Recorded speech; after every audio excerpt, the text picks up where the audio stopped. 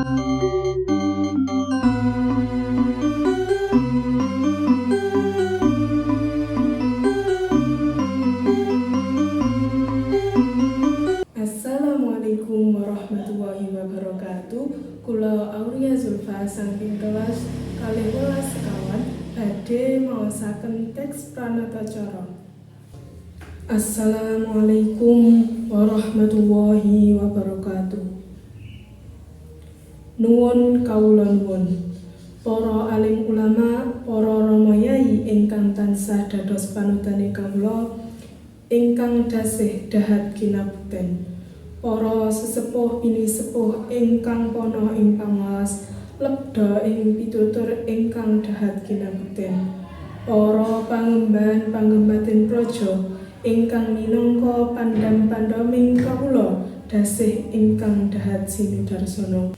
Para rawuh kakung sumangana putri werda tuwin taruna ingkang satuhu dahat kinurmatan.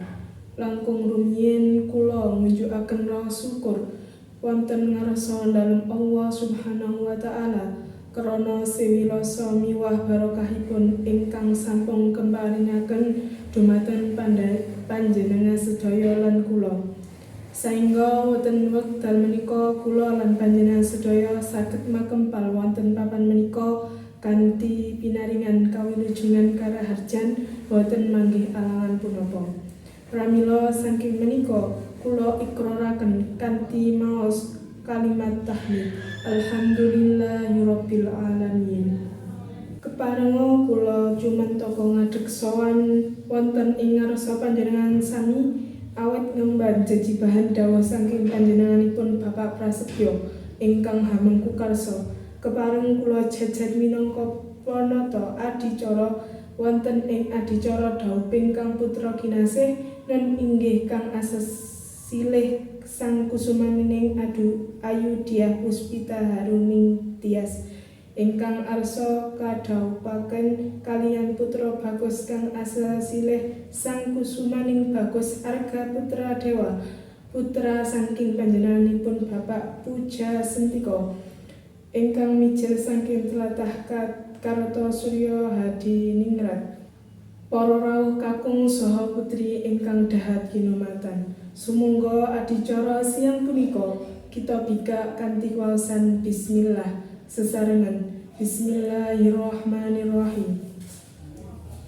Tumampaking adicara salajengipun inggih punika waosan ayat suci Al-Qur'an dumateng ingkang kajibah kula sumanggaaken.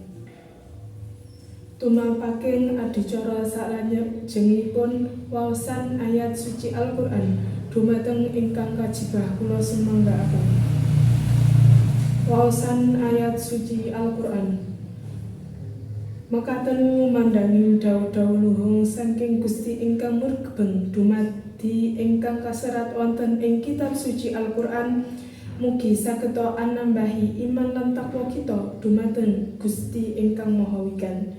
Salajengipun ngancik adicara madya atur pambagya harja dumateng Bapak Harja Waskita ingkang minangka sesulih saking ingkang hamengku gati sasana pangandikan kula aturaken. Atur pambagya harja tatas titis mrantasi tan ana kang kacicer sedaya dawuh pangandikanipun sulih pangandikan saking Bapak Prasetyo kang hamengku gati nun inggih Bapak Harja Waskita. Kula namung saged nderekaken sugeng lenggah malih kanthi suka mardikaning manah. Tumepak adicara salajengipun nun inggih atur pasrahe sang pinanganten kakung dumateng Bapak Wisnu Tinulat ingkang minangka sesulih saking kadang besan nun inggih Bapak Puja Sentika sakelu wangsa dalasan para pambawyonge pinanganten saking tlatah Kartosurya Hadiningrat. Sasana pangandikan kula aturaken.